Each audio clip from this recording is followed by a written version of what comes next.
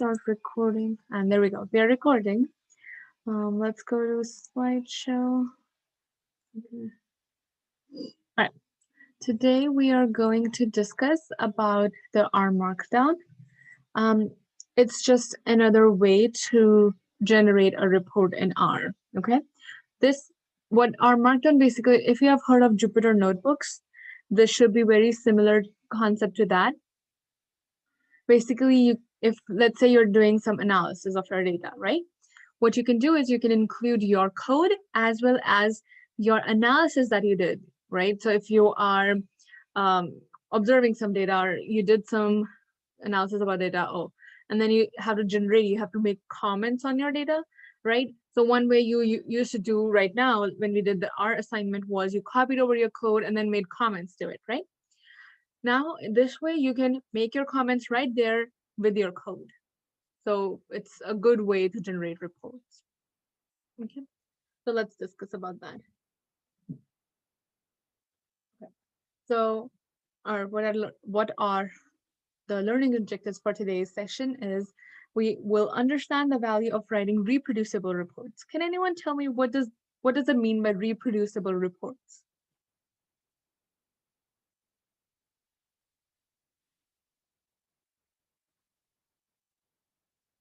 What does it mean by, does anyone know in the context of just coding in general, what is reproducible?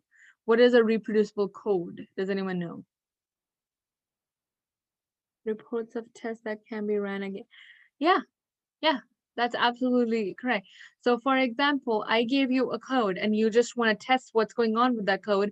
You changed a little bit to reproduce the results, or you have a result and you want to change and see what's going on with it. You can reproduce it, right? So R Markdown is very, very helpful for us in terms of reproducing reports. So that's one of our learning objectives for today. We will also learn about how to recognize and compile the basic components of our Markdown file. And then we would be also talking about how can we output these, okay? All right, so data analysis reports. Describe the analysis and results for your collaborators or to document your work for future references, right? That's also part of reproducing reports. So one option is we write a single R script as we have been doing before, and we share the analysis by emailing the R script, right? And then various graphs and as attachments, right? But we need to explain which attachment was for which result and what do we get from it and all the explanation related to that, right?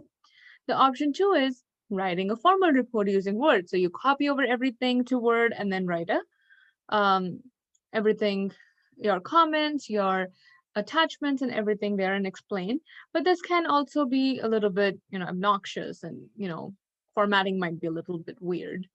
But now option 3 is what we're going to use today is creating an HTML file using R Markdown, right? So we can generate, actually through R Markdown, we can generate multiple different kinds of files, but what we will be working with would be the HTML file, and we'll talk more about it.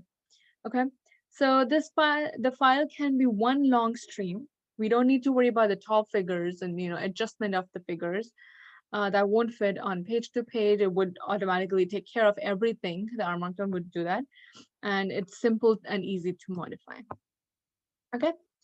Now, reproducing documents. If an error is discovered or if additional data needs to be analyzed, you can just recompile the report and get the updated results, right? So if you generate a report and you feel like, oh no, I made an error. Oh, what am I going to do in that? You can go back, edit whatever you want, just recompile it, and you're good to go. You don't have to edit the whole document. You don't have to worry about it. You don't have to worry about any page breaks or anything, right? Versus you reconstruct the images and then you save the new image and then remove the old one in your Word file or something, right? So R Markdown is better because once you click compile, it's going to update the image that it generated before. Does that make sense? Any questions? Everyone okay? Yeah, makes sense. Okay. Any questions so far? Okay. Okay, cool. I've got some comments in the chat. All right. So we are gonna work with the knitter package in R. And it's going to allow us to create dynamic reports with the mixtures of text and chunk of code. As I was telling you, our Markdown is going to let you explain your results as well as have your code in one place. So you won't have to copy over everything to Word or something. Yeah. Okay. All right. So we are, our Markdown uses Markdown syntax, which is very simple markup language. We can convert this Markdown documents to many other file types, such as HTML, which we'll learn today. We can also convert it to PDF. I think if nothing has been changed of that sort in our Markdown, we can also convert it to Word files, but it's always advisable to do it to other than Word because Word can format it weirdly. Okay, these are some resources, and we would be working with these cheat sheet and stuff in today's worksheet, and I've dropped those links in the chat box. Okay. Okay. So how do we create an R? Sorry, how do we create an R Markdown file? So when we go to RStudio, and we'll do that in today's worksheet, but let's just go over the basic concept of it. So when we go to our RStudio, we go to File, we go to New File, and then we go R Markdown. So then there will appear a box like that, a dialog box, where you would specify the title of your assignment or report. So you will type it. You need to, for today's worksheet, you need to have a title and your name, your full name in the author section, okay? And then you select what should be the output format of your report. It can be HTML, it can be PDF, it can be Word, okay?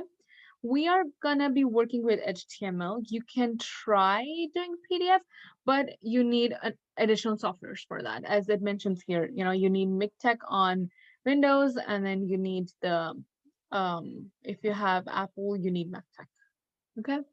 So also, what we can do is if we generate HTML and you particularly want a PDF report, then you can convert your HTML into PDF easily by just printing it on your computer. Okay. Right. So basic components of R Markdown. So as I told you, that there's gonna be your written report as well as your code chunks. So those little code things are gonna be called code chunks, and we can create these chunks specifically. But when you make an R Markdown you created, the first thing that's going to appear is this little chunk on the top, like a beginning of the file. It's going to have the title, author, date, and output format. Note that when you do that, you will see that if you, let's say, forgot to put an author or you made a mistake in titling your work, you can actually edit this little part. It's not that you won't be able to edit it after you're done creating the file. You can actually like go there and you will be able to just type whatever. So since when she created these slides, we didn't put any other names, so it just shows blank, but it will show whatever you type. Okay. All right. So some basic things.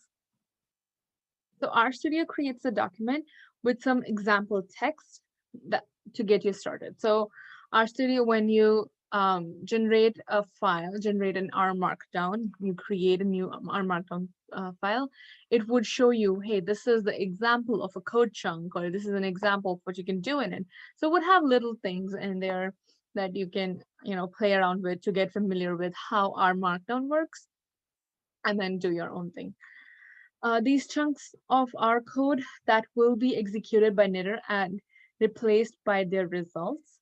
So when you run it, you would get the code and you will get your results within everything. So you won't have to copy your code and you won't have to copy your output, right? So you have input and output right there.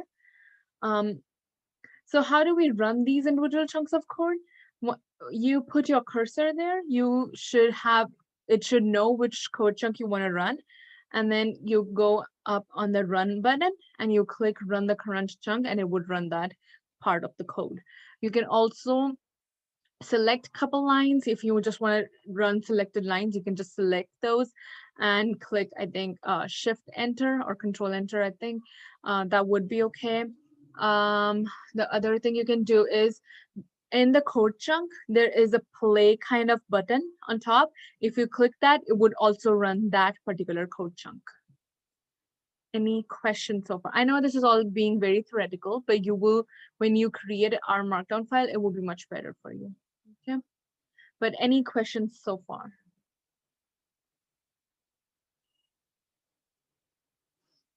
Nothing? I hope you guys are understanding what I'm talking about. Okay, let's move forward then. All right, there are some code chunk options, and these are very, very valuable, honestly. I know it's a little hard to process. I'm just trying to read the chat right now. But yeah, as you will practice more, you'll get much better at it. Okay, so there are some code chunk options that you can do. They're very, very, very useful sometimes.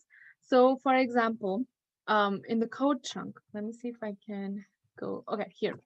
So you can see this R in the curly braces. Here, inside these curly braces, we can mention these options. For example, if I say echo equals to false, it would not show the code itself when we run or when we knit our markdown file. It would not, that code of chunk would not appear. Only the result from that would appear. Or if I say results hide, then my results wouldn't be printed.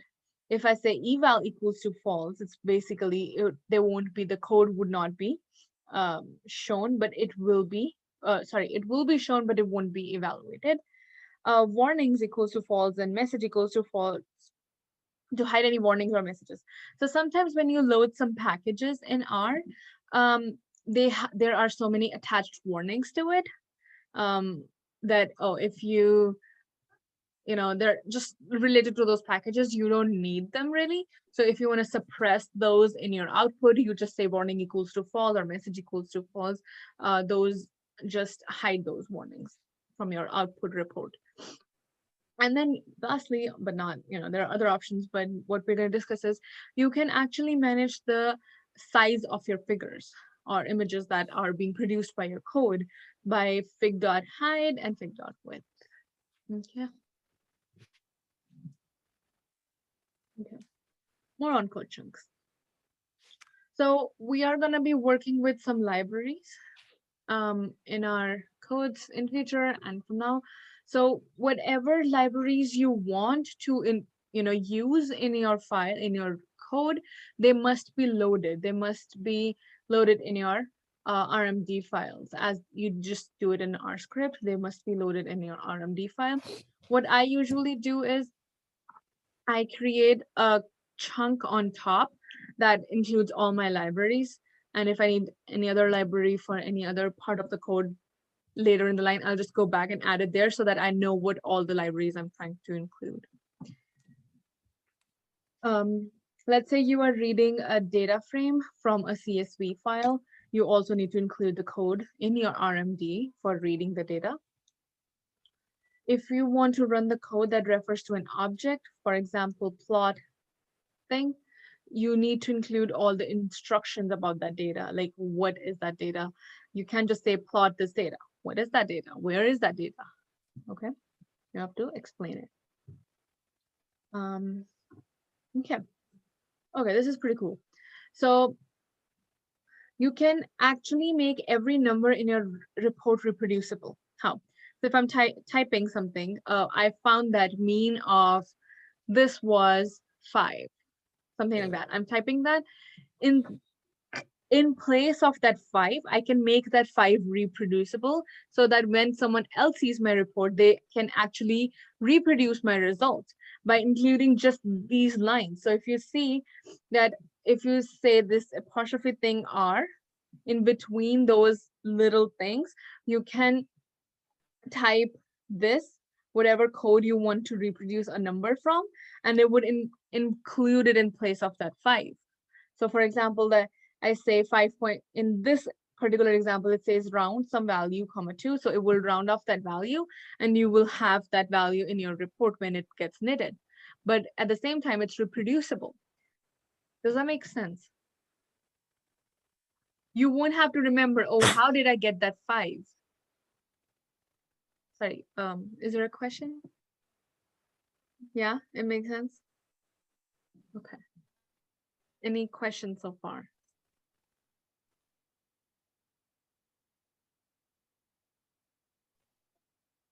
No? Okay. Okay. Then, all right. So remember this slide, and this is also in the R Markdown cheat sheet, but we will be working with this in our today's worksheet. So this basically shows how can you italicize your text. You can make your text bold. You can make list of items. You can order them. You can have bullet points. You can have you can include links in your work in your text. You can change the header sizes. So if you want to say, oh, this part introduction, you can change the size of that word introduction, how it appears in your report. You can include, so the most common one, or the most cool thing is, you can include LaTeX equations. Does anyone know what LaTeX is? Yeah? Okay. A couple people do know what LaTeX is. Does anyone want to unmute and explain what you know about LaTeX?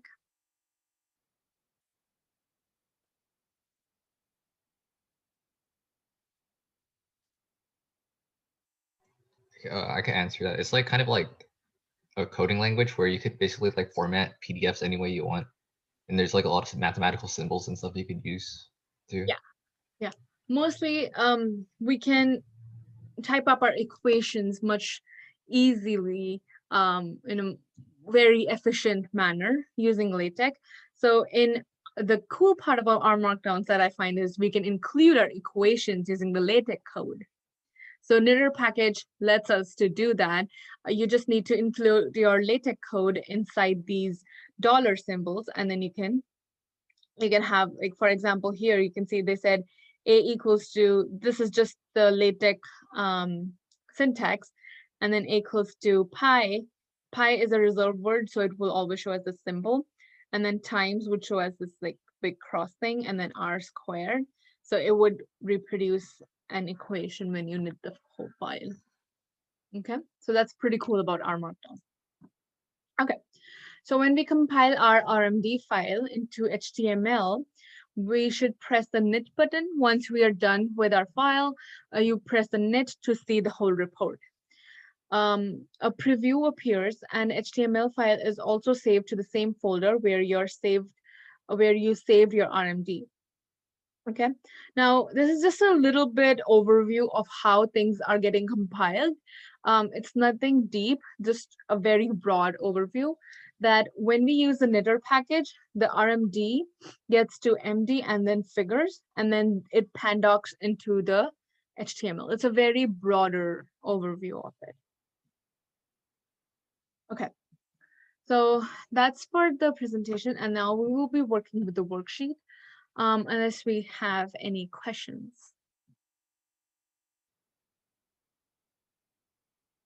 No questions? Okay.